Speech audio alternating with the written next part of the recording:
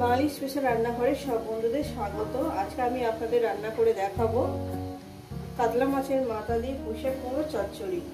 কাতলা মাছের মাথা দিয়ে পুঁইশাক কুমড়ো চচ্চড়ি করার জন্য এখানে পাতাগুলো আমি আলাদা করে নিয়েছি। এই যে পরিষ্কার করে নিয়েছি। এখানে আছে আপনার কাতলা মাছের মাথাটাকে পরিষ্কার করে আমি ধুয়ে নিয়েছি। এখানে আছে আপনার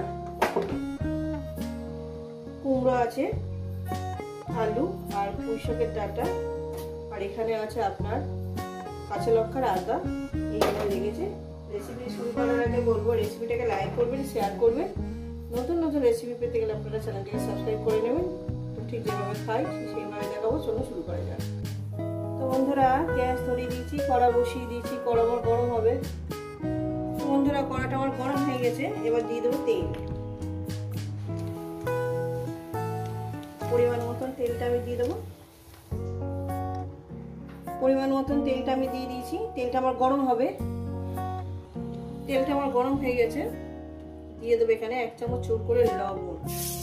যেহেতু মাছের পরিমাণটা অনেকটাই আছে, লবণ পরিমাণ মতন দিয়ে দিলাম। হলুদও দিয়ে দিলাম প্রায় 1/2 চামচের মতন। এইবার কি করব, এখানে খুব সাবধানে দেবেন, মাছের মাথা ছুটে যাবে।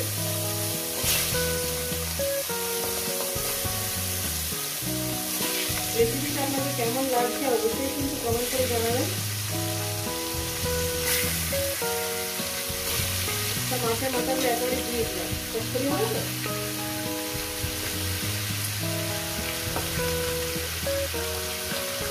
তো বন্ধুরা দেখতে পাচ্ছেন আমি কিভাবে মাছের মাথাটা ভেজে নিচ্ছি। এইভাবে রান্না করবেন, নাহলে 1 পিস করে যেরকমভাবে মাছ ভাজা করে সেরকমভাবে ভেজে নিতে পারেন। আমি একসঙ্গে দিয়ে দিলাম যেহেতু চচ্চড়ি হবে। তো বন্ধুরা মাছের মাথাটা আমার ভাজা হয়ে গেছে। মাছের মাথাটাকে আমি তুলে নেব।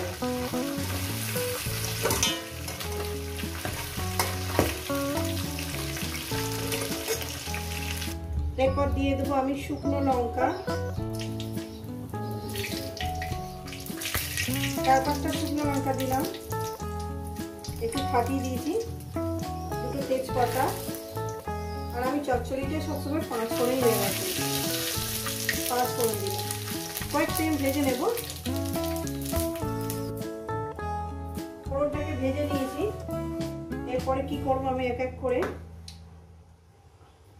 আলুগুলো, প্রথমেই আমি আলুগুলো আর ডাঁটাগুলো দিয়ে দেব। দেখাচ্ছি। পুঁইশাকের ডাঁটা আর আলুটাকে দিয়ে দিয়েছি। এবার এর মধ্যে দিয়ে দেবো, লবণটা আমার তেলের মধ্যেই আছে, একটু লবণ দিয়ে দিলাম। ডাঁটার মধ্যে লবণ ঢুকবে, আলুর মধ্যে ঢুকবে। আর সামান্য পরিমাণে একটু হলুদ দিয়ে দিলাম। দিয়ে মিনিমাম 3-4 মিনিট কি 5 মিনিট ভেজে নেবো। তারপরে একটু চিনি দেবো। এখন চিনিটা দেবো না, পরে দেবো, 5 মিনিট পরে দেবো। দেখছেন বন্ধুরা আমি কিভাবে রান্নাটা করছি, এইভাবে রান্না করবেন। এরপর দিয়ে দেবো এখানে চিনি।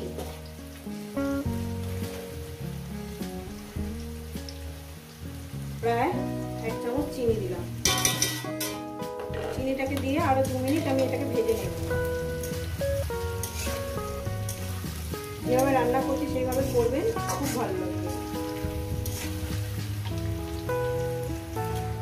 দিয়ে দেবো কুমড়োগুলো।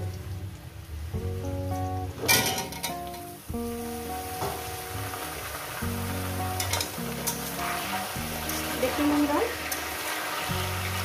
এটা তখন আমি 5-6 মিনিট 7 মিনিট ভেজে নিয়েছিলাম। এরপর আমি আরো 5-6 মিনিট 7 মিনিট ধরে ভাজবো। যত সুন্দর করে এইভাবে মানে ভাজা করবেন ততটাই টেস্টি হবে।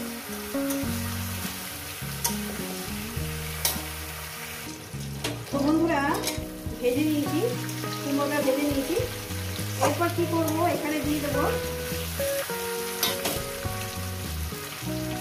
কাঁচা লঙ্কার বাটির মধ্যে নিয়ে নিয়েছি, আদা চেঁচে নিয়েছি, হলুদের গুঁড়ো, জিরে ধনের গুঁড়ো, শুকনো লঙ্কার গুঁড়ো, নিচে কাঁচা লঙ্কা আছে। এটা একটু জল দিয়ে গুলে নেব।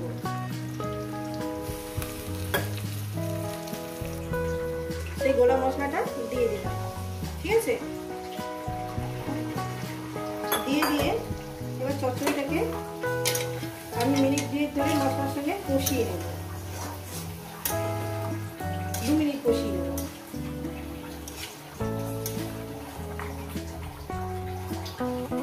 মিনিট কষানো হয়ে গেছে, এরপর দিয়ে দেবো শাকগুলো।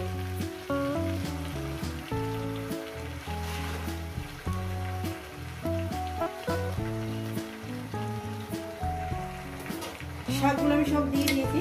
এবার এটা আস্তে আস্তে হবে বন্ধুরা।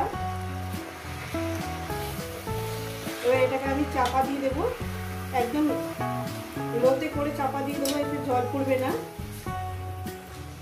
শাকটা আমার নেমে যাবে। চাপা দিয়ে দিলাম বন্ধুরা, ফিরছি 5 মিনিট পর।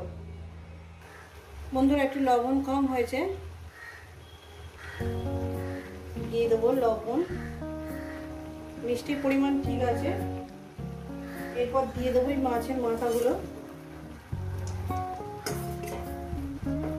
মাছের মাথাগুলো দিয়ে চাপা দেবো না, আস্তে আস্তে রান্নাটা করবো আমি।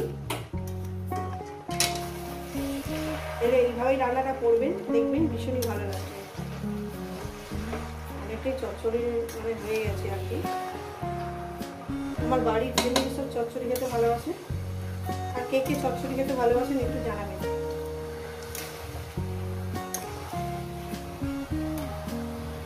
তো বন্ধুরা ফিরছি প্রায় 7 থেকে 8 মিনিট পর। দেখেন চচ্চড়িটা কত সুন্দর হয়েছে। এখন চচ্চড়িটা আর একটু বাকি আছে, আর 2-3 মিনিট রান্না করব। দেখেন বন্ধুরা কত সুন্দর হয়েছে, দারুণ সেন্ট বেরিয়েছে। আর 2-3 মিনিট রান্না করব, তারপর নামিয়ে দেবো। তো বন্ধুরা চচ্চড়িটা রেডি হয়ে গেছে, এটা নামিয়ে দেখাচ্ছি। চচ্চড়ি যখন হয়ে যাবে, যখন বুঝবেন, দেখবেন সাইড থেকে তেল বেরিয়ে এসছে।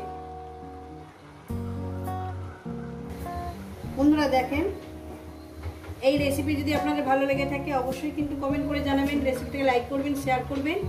নতুন নতুন রেসিপি দেখতে গেলে চ্যানেলটাকে সাবস্ক্রাইব করে নেবেন। আবার নতুন কোনো রেসিপির সঙ্গে দেখা হচ্ছে।